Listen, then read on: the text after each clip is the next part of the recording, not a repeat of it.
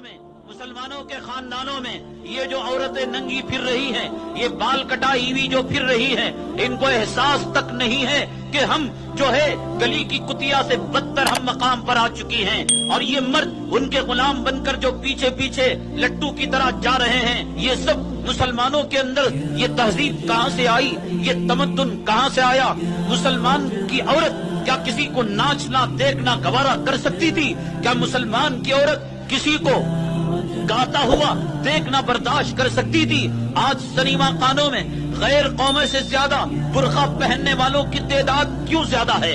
आज सिनेमा खानों में कल्बों में गैर अक़वाम से ज्यादा ये नबी का नाम लेवाओं की तादाद ज्यादा है।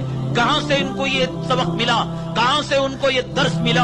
ये सबक इन्हीं स्कूलों से मिला, ये सबक इन्हीं कॉलेजों से मिला, ये सबक इन्हीं कॉन्वेंटों से मिला कि भाई दुनिया आगे बढ़ रही है, नाच गाना एक कला है, एक आर्ट है, एक फैशन है। अब इनके जो है साइन लिए जाते हैं, इनके ऑटोग्राफ लिए जाते हैं, इन रंडियों की इज्जत की जाती है। तुम्हारे सर पर अल्लाह का कुरान रखकर मैं तुम्हारे माँ बाप का वास्ता देकर खुदा की कसम देकर पूछता हूँ, तुम ये मुझे बताओ कि इस मजमे के अंदर फिल्म में काम करने वाला कोई हरामजादा आ जाए, फिल्म में नाचने वाली कोई रंडी आ जाए अगर तुम्हारे घर में, तो तुम कितना खुश हो गए? क्या कभी मुसलमान लड़की किसी गैर के नाच को देख सकती थी? आज मुसलमान घरानों में हमारी 17-17 साल की बच्चियां और 20-20 साल की जवान बच्चियां इन हरामजादों के नाच को क्या खुशी और शौक के साथ नहीं देख रही है? और इनके जो है किस्मत लूटने के मंजर को और बिछाने में सोने के मंजर को, हम बिस्तरी और मुबाशरत के मंजर को आज ये लड़कियां नहीं देख रही हैं। इनके आंखों से हया को किसने खत्म किया? इनके आंखों से शर्म को किसने खत्म किया? एक तरफ जन्म पैदा करने वाला बाप और दूसरी तरफ जन्ने वाली माँ बैठी रहती है।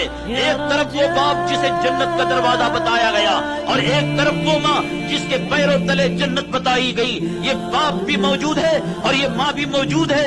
एक कुमारी लड़की, बिन ब्याही लड़की एक हरामजादे के नाच को देखती है, एक हरामजादे को डांस को देखती है, एक रंडी के कपड़े को देखकर अपने बाप को कहती है कि अब्बा जान मुझे ये रंडी का कपड़ा आने वाली ईद उल फितर में सिला देना, अब्बा जान मेरे बर्थडे के मौके पर सिला देना। इस हया के जनाजे को किसने निकाला?